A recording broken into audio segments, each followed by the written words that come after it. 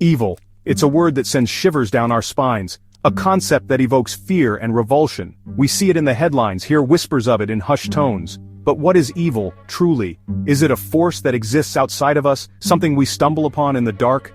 Or could it be something more insidious, something woven into the very fabric of our being? Some believe evil is a choice, a path taken by those who succumb to temptation or circumstance. But there's a chilling possibility that haunts our collective consciousness, the possibility of inherent evil.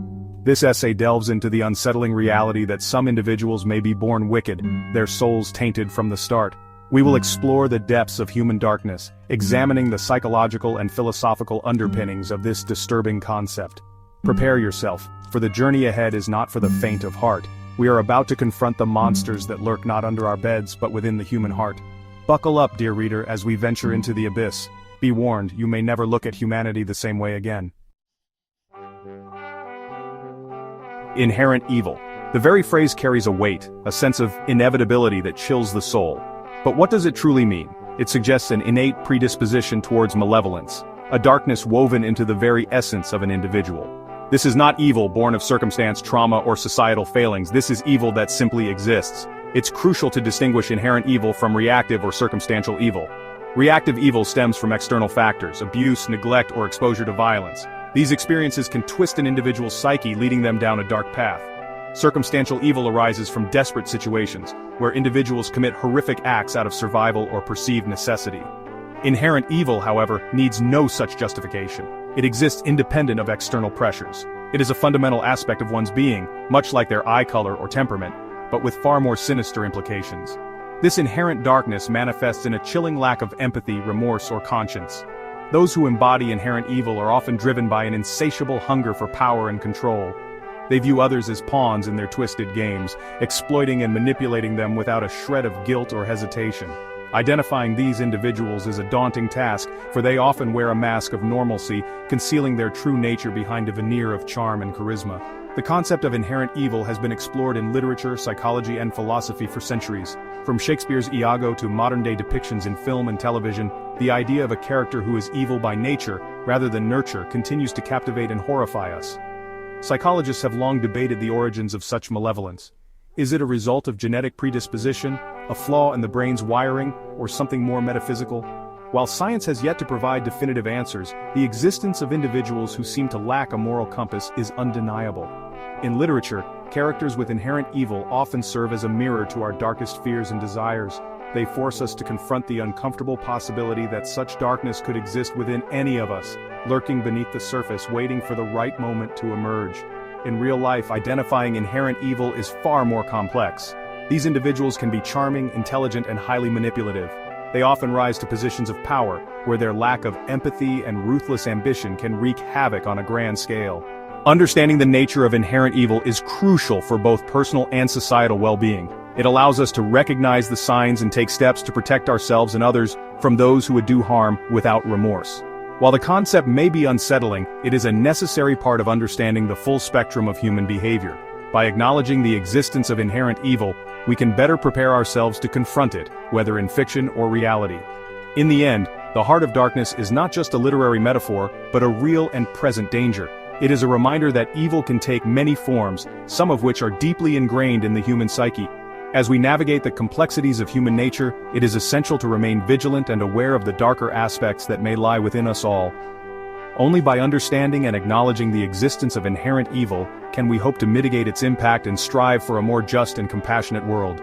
It is a fundamental aspect of one's being, much like their eye color or temperament, but with far more sinister implications. This inherent darkness manifests in a chilling lack of empathy, remorse, or conscience. Those who embody inherent evil are often driven by an insatiable hunger for power and control.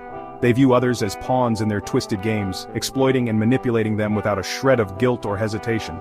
Identifying these individuals is a daunting task, for they often wear a mask of normalcy, concealing their true nature behind a veneer of charm and charisma.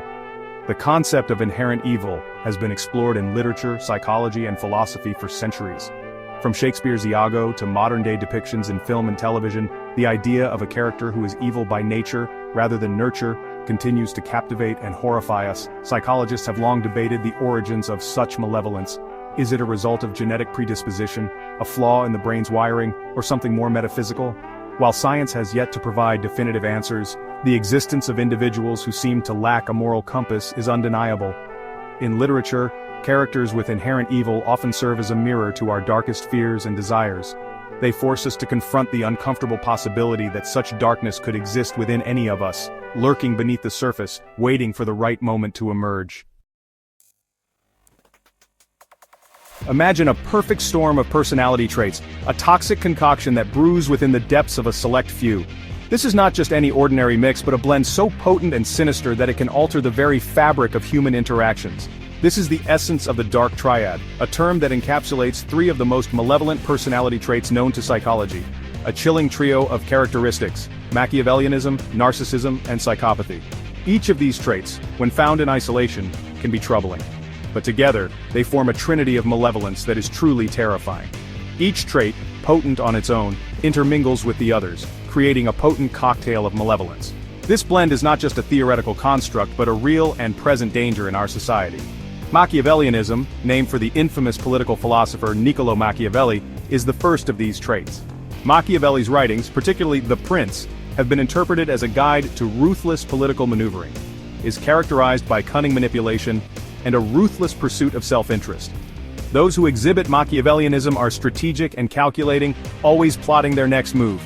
These individuals are masters of deception, often hiding their true intentions behind a facade of charm and friendliness, skilled at exploiting others to achieve their goals.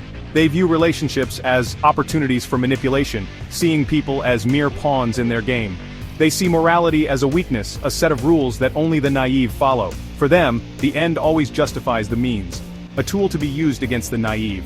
They exploit the trust and goodwill of others, turning these virtues into vulnerabilities. Narcissism, rooted in an inflated sense of self-importance, is the second trait in this dark triad. Narcissists are often preoccupied with fantasies of unlimited success, power, brilliance, and beauty, thrives on admiration and a lack of empathy. Narcissists crave constant validation, seeking out praise and admiration to bolster their fragile self-esteem. Viewing themselves as superior beings deserving of special treatment.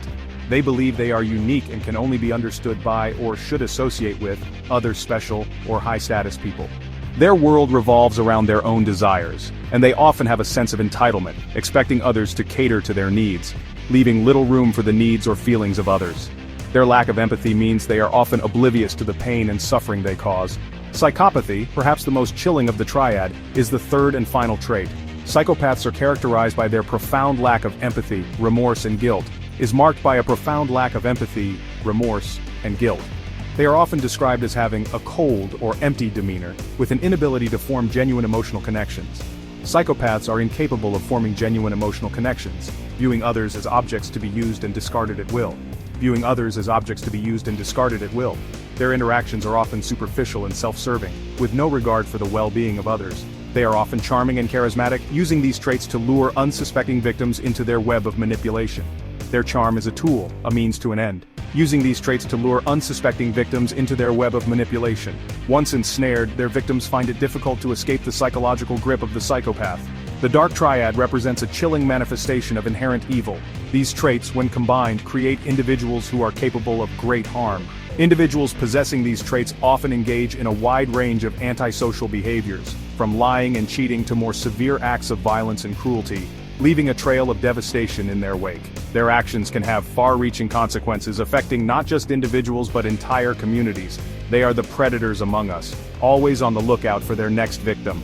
Their presence is a constant threat, a reminder that danger can lurk behind even the most charming facade. Their presence a chilling reminder of the darkness that can reside within the human heart.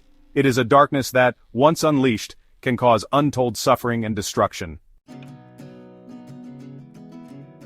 The question of inherent evil has plagued philosophers for centuries, igniting debates about the very nature of humanity. This profound inquiry delves into the core of our existence, questioning whether malevolence is an intrinsic part of our being or a consequence of external influences. Are we inherently good, corrupted by society's ills, or are we born with the seeds of darkness within us?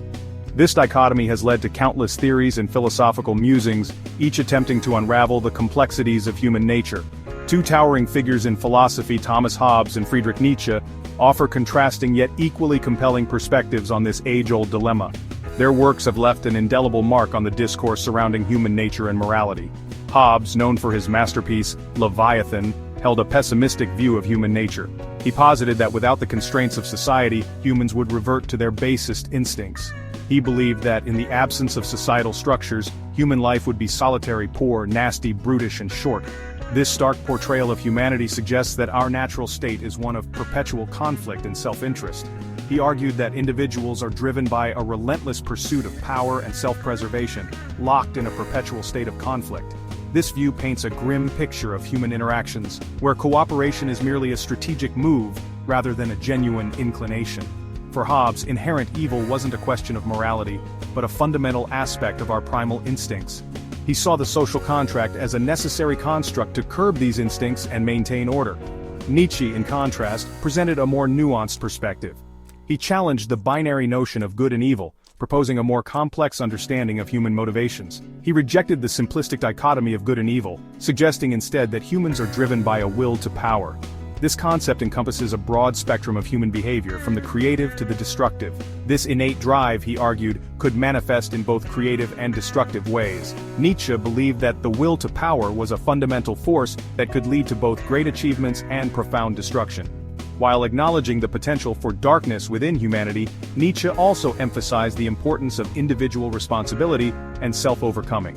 He saw the potential for greatness in the human spirit, urging individuals to transcend their limitations and embrace their true potential. These contrasting viewpoints highlight the complexity of the debate surrounding inherent evil. The perspectives of Hobbes and Nietzsche offer a rich tapestry of ideas that continue to influence contemporary thought. Is it an inescapable aspect of our nature, as Hobbes believed? Are we doomed to a life of conflict and self-interest, restrained only by the structures we create? Or is it a potential within us, a darkness that we can choose to confront and overcome, as Nietzsche suggested? Can we harness our will to power to create rather than destroy, to elevate rather than diminish? The answer, like most philosophical inquiries, remains elusive, leaving us to grapple with the unsettling possibilities that lie within the depths of the human soul. As we ponder these questions, we are reminded of the profound complexity of our nature and the enduring quest to understand ourselves.